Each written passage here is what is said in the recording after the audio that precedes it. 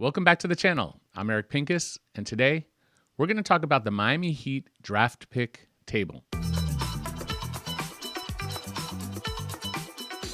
Take a quick look first at the description to make sure you're looking at the most recent version of this video. If the Miami Heat make another trade, I'll have to update the video, and there'll be a link in this description that will direct you to the latest version of the video. Also, please like this video and subscribe to the channel. Hit the notification bell and you'll be appraised of any of my new content. Also, if you're feeling generous, you'll see the Patreon, Venmo, and PayPal links. And if you're interested in joining my Discord server, hit me up with a message.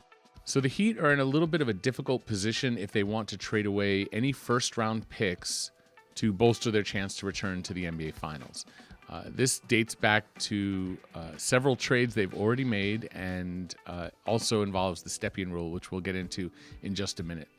So the Heat owe 2 first-round picks to the Oklahoma City Thunder, and neither of those are from direct trades. And one of those picks can go to the Houston Rockets. Miami originally sent their 2021 first-round pick to the Phoenix Suns for Goran Dragic, and then the Suns flipped it on to the Philadelphia 76ers for Bridges, and then the Sixers sent it to the Clippers for Tobias Harris, and then the Clippers sent it to the Thunder for Paul George.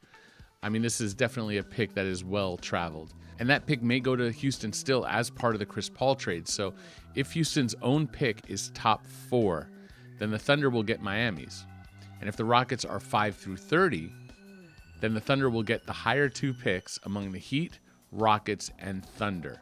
And the Rockets will get the lower of those 3 picks. So Oklahoma City gets 2 picks, the Rockets get 1, and in this case, the Heat get none.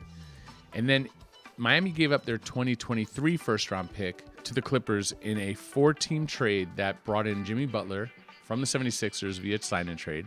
It's the same deal that sent Hassan Whiteside to the Portland Trail Blazers. And then the Clippers moved that pick on to the Thunder in the Paul George deal. So the Thunder are the hub of both picks for Miami. And that second pick, the one in 2023, has lengthy protections on it. Specifically, it's lottery protected until 2026.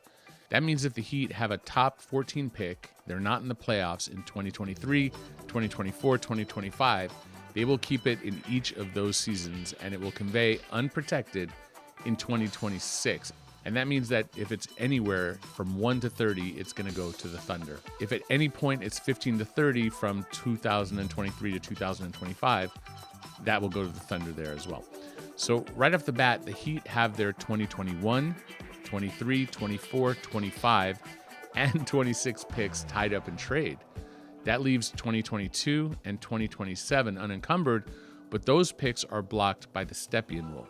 Dating back to the early 80s, the Cleveland Cavaliers had an owner named Ted Stepien who traded away a bunch of firsts, and it didn't fare well for the team, and the NBA didn't want them to trade away all of their future firsts. So they put in a rule that you can't have 2 drafts in a row without at least 1 first-round pick. So how do the Heat get around it? For one, they can try to make a trade with the Thunder to remove the protections on the 2023 first-round pick. The Milwaukee Bucks made a very similar move recently, trading a second-round pick to the Cleveland Cavaliers to remove protections on a first-rounder that enabled the Bucks to send another first-round pick to the New Orleans Pelicans for Drew Holiday. And so if the Heat owe 2023 unprotected to the Thunder, 2024 would still be Stepien blocked, but 2025 would now be available. And because 2025, if it is traded, that would block via the Stepien rule 2026. And then Miami would be able to trade their 2027 picks. So if you look at it from a point of view, if the Thunder are willing, perhaps giving up a second-round pick to the Thunder would enable the Heat to give up 2 future firsts. So that might be a significant question if it comes up before the trade deadline. The Heat can also offer, and this doesn't really get around the Stepien rule, but they can offer pick swaps to other teams in 2022. And if they're not trading the pick in 2027, they could do a swap. But that requires that the Heat have a worse record. If Miami has a worse pick, you're not going to swap. As far as second-round picks, Miami doesn't have much to offer there either.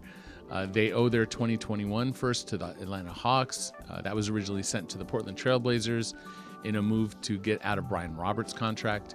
Miami also owes their 2022, 2025, and 2026 picks to the Indiana Pacers. All three were sent to get KZ Okpala. Their 2023 second will either go to the Oklahoma City Thunder, the Boston Celtics, or Houston Rockets, and it is such a complex situation that I made an entirely separate video about it. In some form or another, that pick has been traded 6 different times, dating back to Josh McRoberts, and most recently in the James Harden trade to the Brooklyn Nets. So if you look in the description or in the top comment, you'll see a link to that video. And then the Heat potentially owe their 2024 second rounder to 2 different teams. First, they traded it to the Cleveland Cavaliers to get Dwayne Wade back, but only if it was in the 56 to 60 range. And then the Cavs have since sent that on to the Pistons, who moved that on to the Sixers. In 2019, the Heat paid $1.88 million to buy Atlanta's number 44 pick. And in that deal, they sent their 2024 second rounder, but only in the 51 to 55 range. They'll keep it if it's 31 to 50. If it's 51 to 55, it goes to the Hawks. If it's 56 to 60, it goes to the Sixers. By the way, Miami drafted Bol Bol with the 44th pick that year and traded his rights to the Denver Nuggets for not only $1.2 million, but also a second-round pick in 2022 from Denver, kind of. Denver had already given the 76ers swap rights when they dumped Wilson Chandler's contract to Philadelphia in 2018. So the lower pick between Denver and Philadelphia will go to Miami, and then the higher pick will actually go to the Wolves from the Jimmy Butler trade that originally brought him to the Sixers. So let's sum that up.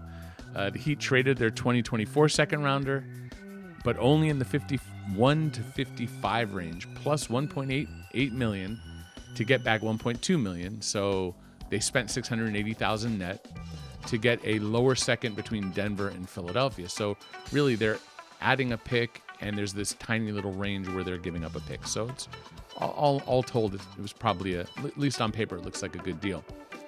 All right, so let's sum everything up.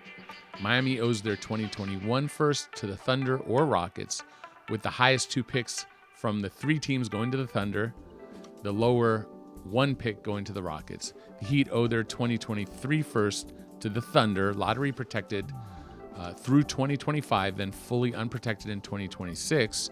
And then the 2022 and 2027 are both available for swaps unless the Heat are able to get the Thunder to remove some of those protections. And then as far as seconds, Miami owes its 2021 to Atlanta, 2022 to Indiana, 2023 to the Thunder, Celtics, or Pacers, 2024 to Philadelphia or Atlanta, but they'll keep it if it's 31 to 50, and then they're 25 and 26 to Indiana. They do have the lower of the Denver, Philadelphia in 2022 and their own in 2027, which is not a lot. And so Miami, when it comes to making trades, tied up with the Stepien issue, tied with other obligations, they don't have a lot to offer other teams. Well, that should do it for today. That's the Miami Heat draft pick table. Please like the video and share it with your friends. I plan on doing all 30 teams before the trade deadline, time permitting. So to that end, please subscribe to the channel and click the notification bell. You'll know when my next video is up. Also, if you're feeling generous, there in the description, you will find my PayPal, my Patreon, and my Venmo links. Any little bit helps, goes right back into the channel. Also, if you're interested in my Discord server, just reach out. My name is Eric Pincus. Thank you for watching.